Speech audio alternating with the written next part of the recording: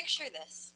You're a nurse working in the delivery unit of a hospital when a girl comes in off the street in labor and in need of assistance. You're asking how long she's been in labor for. You're asking the questions of when these things started, and she tells you for 3 days she's been in labor, but she's been too busy because she had to work. And you wonder, what job could she possibly be doing that she was too busy to come to the hospital and deliver her baby? You see a man in the room with her, standing in the corner, unable to talk, with his arms crossed and his eyes scowled. Soon you begin to realize you know what line of work she's in, and you ask her, "What do you do?" when she nervously says, "I'm a receptionist." But you know, there's more to that story. Within the past 30 seconds that I've been talking, 2 minors in the US between the ages of 12 and 14 have been trafficked into the human trafficking industry that's causing an epidemic in our world. We have a responsibility as agents of Christ to reach out to the captive, to the lost, to the poor in spirit, and to be agents of change and advocacy for those who do not have a voice. Human trafficking is in our world and here now. But Can Abolition has something to say about that, and they are working to free the captive, just as the Bible tells us.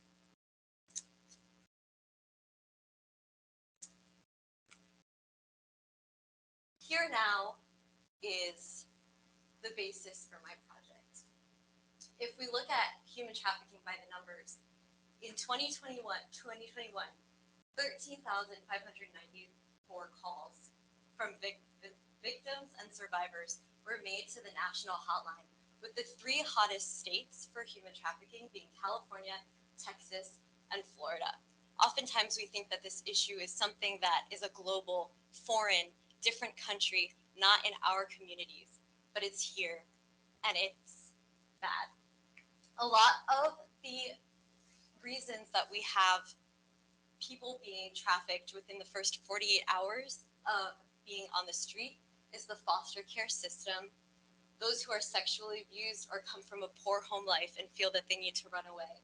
When they go on the street, within 48 hours, they're contacted by a pimp or some sort of trafficker that coerces them and manipulates them into a life of slavery. Addicts are also highly susceptible. Homeless, young, and wayward youth. And this is the world's fastest growing crime. It's local, national, and global. But there are good people in the world looking to make a difference. For my project, I've chosen to work with Can Abolition Network. This is a nonprofit started by Mandy Bristol Leverett after she had her own encounters with sexual abuse and homelessness as a teen. She wanted to do something to help those who were in a situation like herself. So she founded Can Freedom, which is the Church and Community Abolition Network. They work to detect, rescue, and equip survivors and advocates to help others and free them from a life of slavery. Some things that I noticed the nonprofit was doing well was they had a very clear website. They had an Instagram page, a Facebook page, and they were engaging with followers and trying to have a reach in the public. Their current tactics included everything being linked to their Facebook page, which was their main source of getting information out to the public. They had a very cluttered Instagram with a lack of a clear theme. They had a random post schedule that didn't have really a rhyme or reason to it. Some days it would be 4 posts at once, and then a month without really posting much. And the brand story across platforms was a little bit unclear. And so I saw a need, and I wanted to fill it. In a organization that has such a clear impact, I wanted them to be able to do what their story told. I wanted them to be able to reach as many people as they could. And so for my senior project, I wanted to rebrand Can Abolition Network so that their brand story was more clear and accessible. My 3 phases of work for this project was redesigning the logo for them and creating a new typeface and brand design kit. I then created sample Instagram organization for them of better ways that they could have a clear story and pin things to their board so that it was more accessible to users.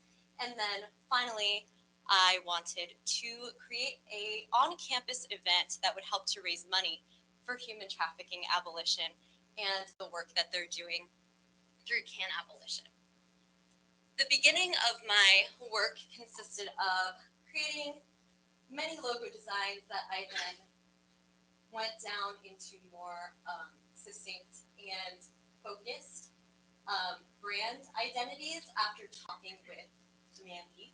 We spoke about some of the things that she wanted to communicate through the brand, things like peace and promise, things like hope and restoration.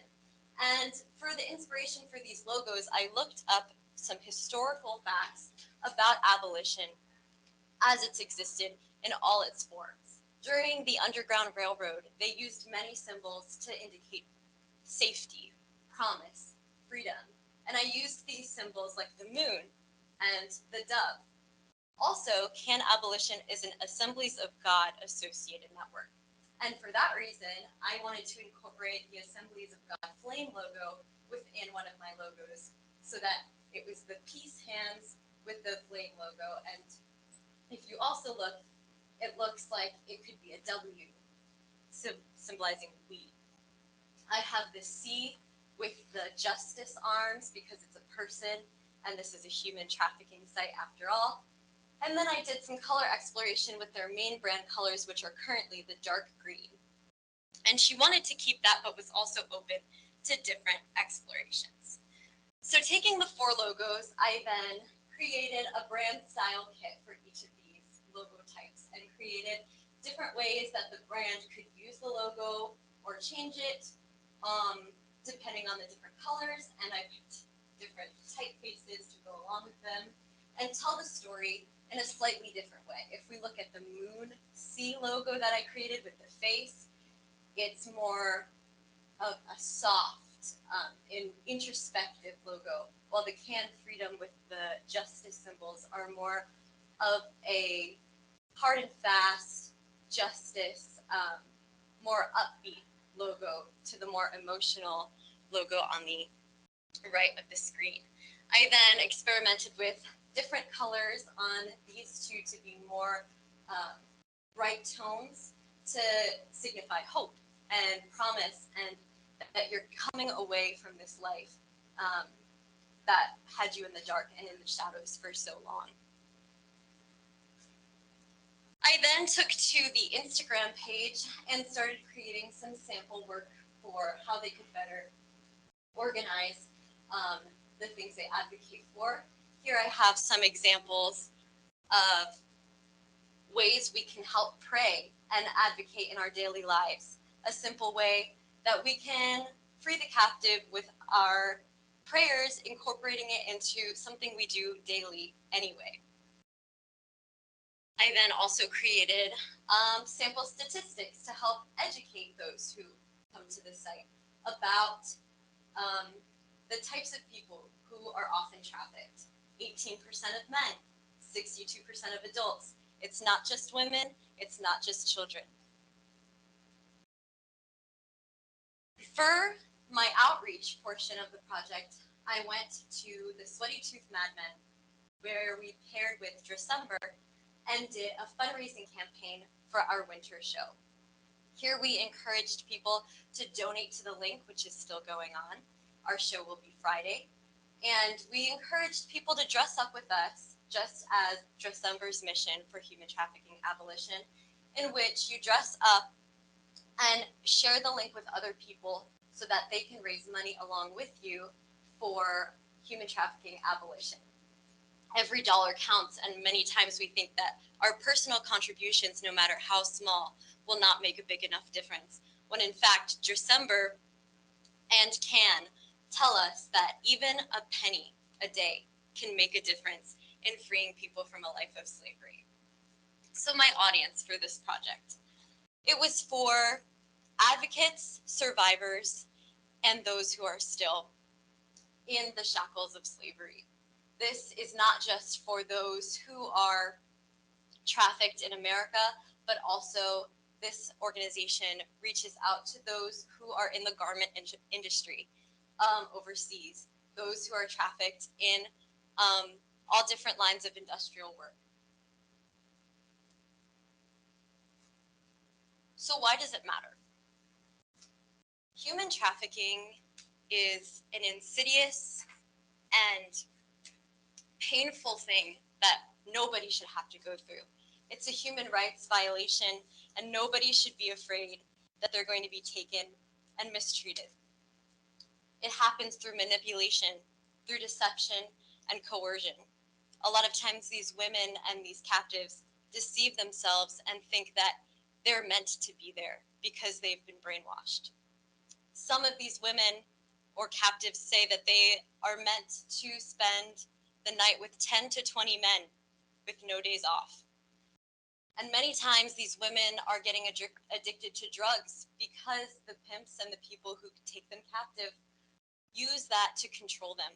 And a drug is a useful quantity to be used only one time, while a person can be used over and over and over again. I wanted to do this project because as a Christian, I feel the mission close to my heart. I want to be an advocate for those who are in the shadows, for those who don't have a way to run or who aren't ready to run yet. I want people to know that every little bit they do can help free these people because it's happening more and more. After COVID-19, the rate that people are getting trafficked has risen. The demand for this type of work has risen. And we need to know that it's out there and that we have a role to play in ending it. So hopefully everything that I've done with my rebranding and with the tools I've given Can Abolition, they can better reach a wider audience so that more people can be advocates for this and so that we can make a real change in our society.